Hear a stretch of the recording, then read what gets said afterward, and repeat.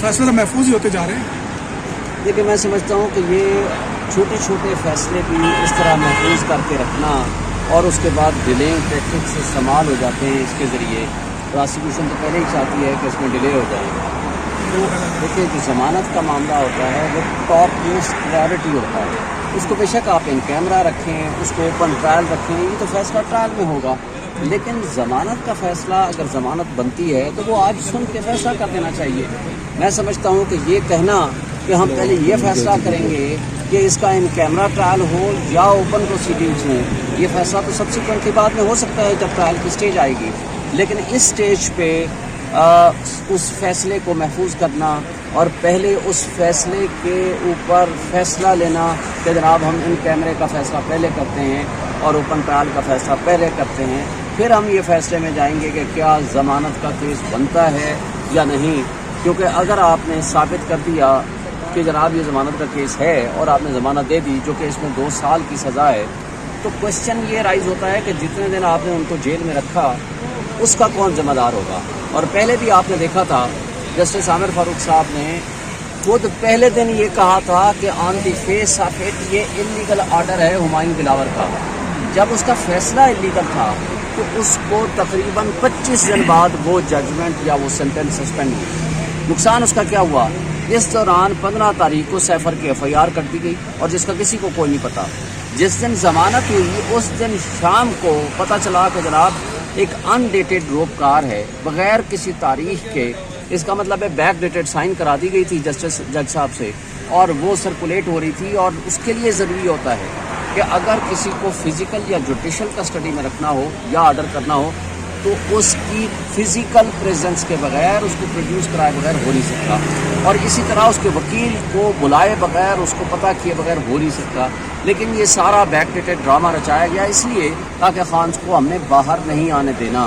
तो क्या अगर निज़ाम इंसाफ को इस तरह कंप्रोमाइज़ करके हमने चलाना है तो बड़े अफसोस की बात है। ये सिर्फ एक केस नहीं है, टेरियान वाला केस 2 जज साहिबान ने फैसला लिख दिया, तीसरे जज साहब ने उसमें डिफरेंस ऑफ ओपिनियन दे दी, फैसला वेबसाइट पे आ गया और उसके बाद 1 दिन बाद उसको वापस हटा लिया गया और आज तक वो महफूज है। इसी तरह तमाम वो कुछ 6-7 के करीब केसेस हैं जिसके ऊपर भी बहस होती है, वो फैसला महफूज हो जाता है और वो बंद कमरे में और ड्राइंग रूम में चला जाता है। अफसोस की बात यह है कि फ़ैसले वक्त पे होने चाहिए, इंसाफ ना सिर्फ हो बल्कि होता हुआ नज़र आए। यहाँ तो बदकिस्मती से नाइंसाफ़ी ना सिर्फ होती है बल्कि होती हुई नज़र आती है। ये हमें अफसोस की बात है। बहरहाल, लेकिन बिलाखिर हम एक बात ही कहते हैं, हमें एक वाहिद उम्मीद अदलिया से है।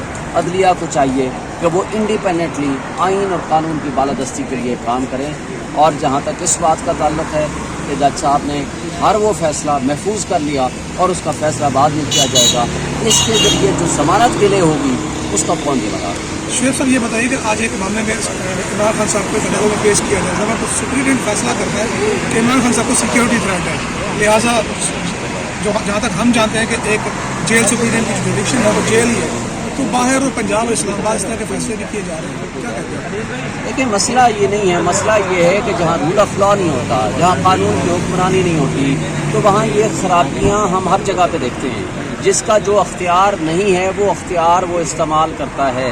सुप्रीम जेल को कोई अख्तियार नहीं है कि वो ये फैसला करे कि जेल सराउंडिंग से बाहर किसको कितना ख़तरा है और नहीं है। ये बाकी सिक्योरिटी इदारों का काम है, बाकी किसी भी सिक्योरिटी इदारों से अगर उन्होंने कोई कंसर्न की है।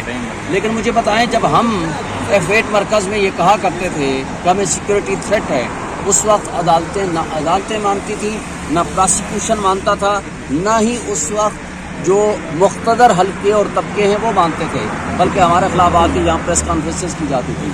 मुझे बताएं, आज जेल सुप्रीम के पास क्या वो एविडेंस है जिसको वो बुनियाद बनाकर कहते हैं कि जनाब वहाँ सिक्योरिटी थ्रेट है। देखें, F8 की कचहरी में हमारे था, हम नहीं जाते थे, लेकिन जो स्पेशल कोर्ट्स बनी हैं हम वहाँ तो जाते थे।